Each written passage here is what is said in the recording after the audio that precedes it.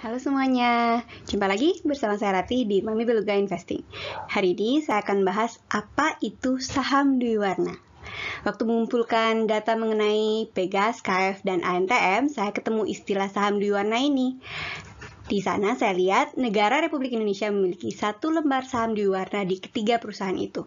Seperti yang kita ketahui, Pegas adalah perusahaan gas negara, KF adalah Kimia Farma, dan ANTM adalah Antam. Setelah membaca lebih seksama, pengertian saya tentang saham Dwiwarna adalah: 1. Nilai nominalnya kecil sekali. 2. Tidak dapat diperjualbelikan. 3. Tapi sangat sakti karena pemiliknya punya hak luar biasa. Apa yang bikin saham kecil dan sakti ini? Mau tahu lebih lengkap? Simak terus video saya sampai selesai ya. Disclaimer, video ini bukan pengganti nasihat investasi, jadinya jangan membuat keputusan berdasarkan video ini, dan mohon melakukan risetnya sendiri sebelum membuat keputusan investasi. Oke, ini awal penasaran saya. Pada saat membaca laporan keuangan tahun 2019 dari perusahaan gas negara, Kimia Farma, dan Antam, saya ketemu satu hal yang seragam, yaitu negara Republik Indonesia memiliki saham seri A Dwiwarna di ketiga perusahaan itu. Apa yang saya lakukan berikutnya, yaitu membaca-baca lebih dalam. Lalu saya ketemu 3 peraturan pemerintah yang mengatur pembentukan saham Dwiwarna di ketiga perusahaan di samping. Perusahaan gas negara, Kimia Farma, dan Antam. Oke, yang pertama adalah PP nomor 6 tahun 2018 tentang penambahan penyertaan modal negara Republik Indonesia ke dalam modal saham perusahaan perseroan PT Pertamina, yang juga berisi pembentukan saham Dwiwarna di perusahaan gas negara. Jadi, sebelum diterbitkannya PP ini, PP nomor 6 tahun 2018 ini ya, negara memiliki saham biasa yang disebut saham seri B di perusahaan gas negara. Setelah diterbitkan PP ini, saham negara tadi itu seluruhnya dialihkan ke Pertamina. Nilai sahamnya sebesar sekitar 13 miliaran ya. Oke, seperti kita ketahui, Pertamina itu adalah BUMN dan sahamnya 100% dimiliki oleh negara Republik Indonesia. Jadi tadinya negara memiliki langsung saham-saham di perusahaan gas negara, sekarang negara memiliki perusahaan gas negara lewat Pertamina. Nah, setelah dialihkan, negara jadinya nggak punya saham lagi kan di perusahaan gas negara. Disinilah saham Dwiwarna muncul. Negara Republik Indonesia melakukan kontrol terhadap perusahaan gas negara melalui kepemilikan saham ini, saham Dwiwarna. Kewenangannya secara detail kemudian dinyatakan di PP ini, diatur di anggaran dasar. Oke, sekarang kita lanjut ke peraturan berikutnya ya. PP nomor 76 tahun 2019 tentang penambahan penyertaan modal negara Republik Indonesia ke dalam modal saham perusahaan perseroan PT Bio Farma, yang juga berisi pembentukan saham Dwiwarna di Kimia Farma. Mirip seperti Pegas atau perusahaan gas negara yang tadi ya. Sebelum diterbitkannya PP ini, PP nomor 76 tahun 2019, negara memiliki saham biasa yang disebut sebagai saham seri B di Kimia Farma.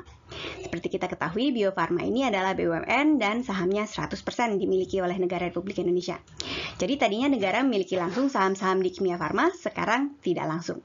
Setelah diterbitkannya PP ini, saham negara tadi itu seluruhnya dialihkan ke PT Bio Farma, holding BUMN Farmasi.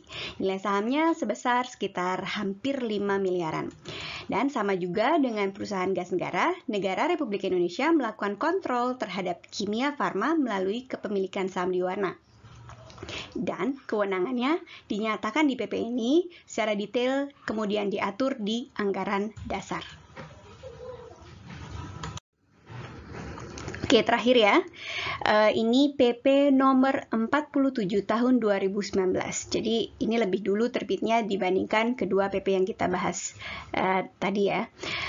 PP ini tentang penambahan penyertaan modal negara Republik Indonesia ke dalam modal saham perusahaan perseroan PT Indonesia Asahan Aluminium atau Inalum, yang berisi juga pembentukan saham Dwiwarna di Antam. Mirip dengan kedua perusahaan sebelumnya ya, yaitu Pegas, perusahaan gas negara atau KAIF atau Kimia Farma, negara Republik Indonesia melakukan kontrol terhadap Antam melalui kepemilikan saham Dwiwarna. Dan mirip juga, kewenangannya secara detail diatur di anggaran dasar. Jadi sejauh ini melihat ketiga PP itu, kita tahu kalau saham Dwiwarna ini memungkinkan negara untuk mengontrol perusahaan walaupun sudah tidak memiliki saham secara langsung. Supaya tahu apa kewenangan secara detail dari negara Republik Indonesia sebagai pemilik saham seri A Dwiwarna, mari kita lihat anggaran dasar ketiga perusahaan itu.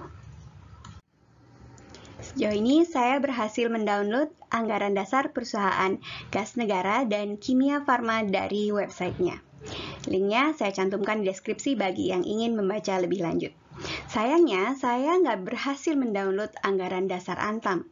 Jadi, di websitenya sendiri memang ada dicantumkan anggaran dasarnya bisa dibuka dengan mengklik suatu link. Tapi pada saat linknya saya klik, malah saya dibawa ke halaman website awal atau indeksnya. Jadi, saya tidak sukses untuk mencari anggaran dasar dari Antam. Oke, untuk sekarang ini saya rangkumkan dari anggaran dasar perusahaan gas negara, kimia farma, dan juga laporan keuangan tahunannya tahun 2019. Dari membaca anggaran dasar perusahaan gas negara dan kimia farma, saya melihat bahwa secara umum saham Dwiwarna ini adalah saham sakti yang memiliki hak veto dan khusus hanya dimiliki oleh negara Republik Indonesia. Jadi RUPS untuk hak vetonya ya. Jadi RUPS sah setelah mendapat persetujuan dari pemegang saham seri A Dwiwarna. Kewenangannya dari pemilik saham A seri A Dwiwarna ini juga meliputi mengangkat, memberhentikan dan mengajukan direksi, komisaris dan pimpinan perusahaan lainnya. Lalu kemudian membuat perubahan anggaran dasar dan struktur kepemilikan perusahaan. Jadi misalnya kalau ada penggabungan, peleburan, pemisahan, dan pembubaran serta pengambil alihan perseroan oleh perusahaan lain, haruslah mendapat persetujuan dari pemilik saham seri A Dwiwarna. Dalam hal ini pemerintah ya. Oke, pemilik saham seri A Dwiwarna juga memiliki kewenangan spesial untuk menetapkan kebijakan strategis, misalnya dalam bidang pengembangan bisnis, perencanaan dan investasi dan sebagainya. Saya juga menemukan sedikit perbedaan antara detail kewenangan pemilik saham Dwiwarna di Pegas atau perusahaan gas negara dan KF atau kimia farma.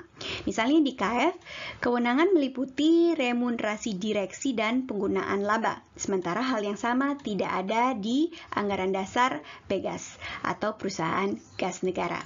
Kemudian juga kewenangan tersebut di atas dijalankan oleh pemegang saham terbanyak, yaitu Pertamina untuk perusahaan gas negara, Bio Farma untuk kimia farma, dan Inalum untuk Antam.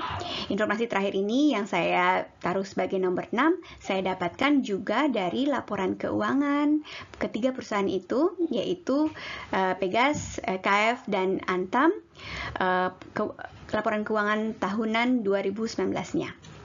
Oke, sekian video saya kali ini. Semoga informasinya bermanfaat. Terima kasih banyak sudah nonton.